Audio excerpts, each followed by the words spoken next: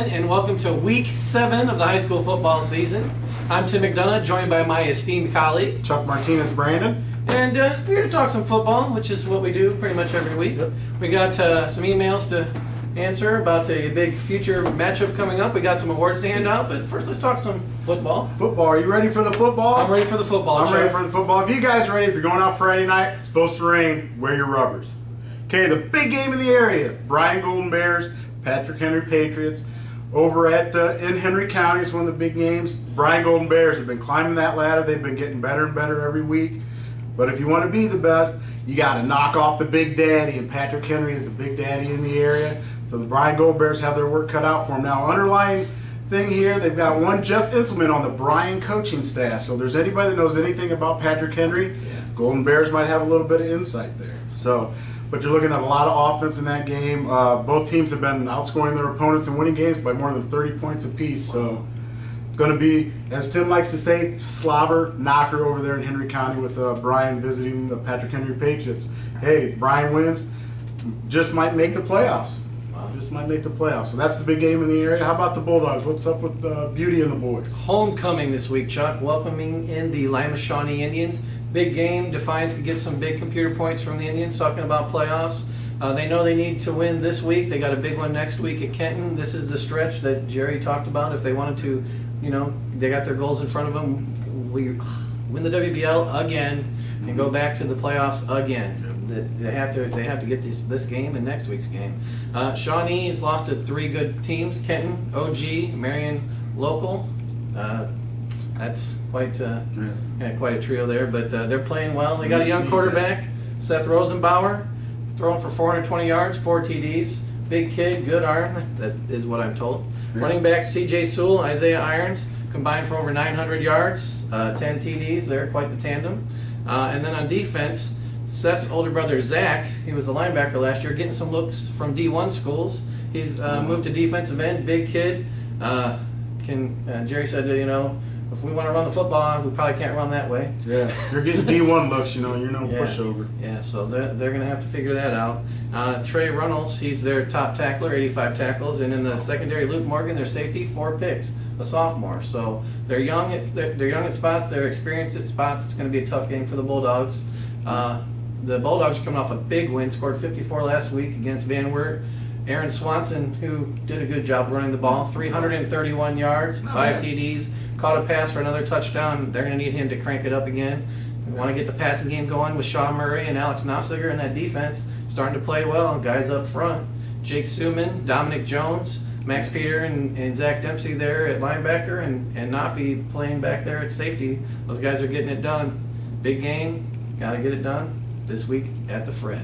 Defense wins championships, baby. Yeah. What else you got, Chuck? Hey, looking at the other games, big games in the area, we got backyard bad blood going on in the area. We got the River Bowl, that's right. The Rambos from Tenora heading south. They're going to try to invade the landing strip, playing the Ayersville Pilots. The big thing with this game is, a lot of those people, they work together, their kids hang out together all the time. So it's like playing your best friend, it's like brothers going at it. So that's always a great game. Also, they're collecting non-perishable items to give to area food banks, so it's a good cause going into that game too. Trying to fill up the school bus. That's great. So that'll really be great. Great cause. Those 2 schools play hard together, and hopefully do something good will come out of it with all the donations they'll make too. Also going on, we've got Paulding County brothers going at it. Wayne Trace, Antwerp, same way there. Those guys work together. Those kids hang out together. And right now, both of those schools are looking for their first win in the GMC. So somebody's going to come out with a big victory there. Third game, Fairview Edgerton. Again, you got a lot of people that know each other that hang out together. Edgerton looking to stay undefeated. So a lot of backyard brawls going on this week, and a lot of teams that will play hard against each other no matter what. Records, you can throw them out because these teams would like to beat each other no matter what the record is. A lot of throwing in that last game, won't there be? Yeah, there will be. And Edgerton, they run out of the spread. They run 3-2 and 2-2, but they still tend to run the ball a little bit out of that. They're probably, 60-40 pass run. But yeah, that game might not end until Saturday morning. Saturday morning. Glad I'm not covering that one. All right, Chuck. Let's talk. Let's do it to it. Let's talk awards. All right. Online Player of the Week this week, Chuck. Who we got? Some Aaron Swanson guy. I don't know what he did. 300 some yards. 5 rushing touchdowns and a receiving touchdown. Yeah, online player of the week, Air, way to get it done, baby. Blue Bulldog pride going at it right Very there. nice. Our Whopper hit of the week this week comes to us from reporter Kevin Ice. He was at the Tenora-Wayne Trace game. He tells us that Tenora senior defensive end Curtis Hansford blindsided Wayne Trace quarterback Derek Baxa on a key third down play, forcing a fumble, turning the ball back over to Tenora, who went on to win that game, of course. That's our Whopper hit of the week. Thank you, Kevin, for that.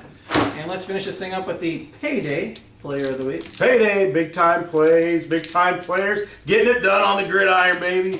This week we got Garrett Morton, Archbold quarterback. Anybody who thought that the quarterback play was going to drop off this year with Garrett, they were wrong. Okay, he had 3 rushing touchdowns, I believe, 3 passing touchdowns, put up the big numbers, kept the Blue Streaks winning. Garrett, Payday player, baby.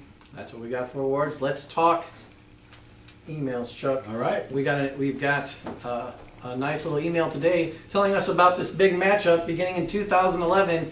Hicksville and Coldwater are going to match up on the gridiron. Are you kidding me? Breaking news right here. Thank you very much. And on our website. Let's talk about this, Chuck. Hicksville, Coldwater are going to play each other. What do you think of the Aces welcoming Coldwater to Hicksville in 2011? Well, you know, the Aces are doing this. They're trying to get more computer points. Last year they were like 8-2, didn't make the playoffs. This year, undefeated, and they're really on the bubble. I mean, they've got to win out to have a shot. So they're really doing this game in hopes of getting computer points. If you can beat Coldwater, you're going to get computer points. But you got to beat Coldwater. You got to beat Coldwater. How tough is that going to be? That's a perennial state power. Yeah, and a lot of the talk is, are you kidding me? You don't want to play Coldwater, but hey, if you win, lots of points. Lots of points. Well, good luck, Aces. It's not going to be easy. You make that trip to Coldwater in 2012. Yep.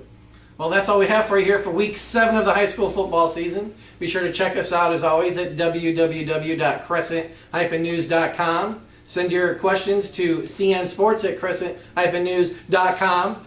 And there we are. Crescent-News. Hyphen news. Hyphen news.com. You got to have the hyphen. See you next week.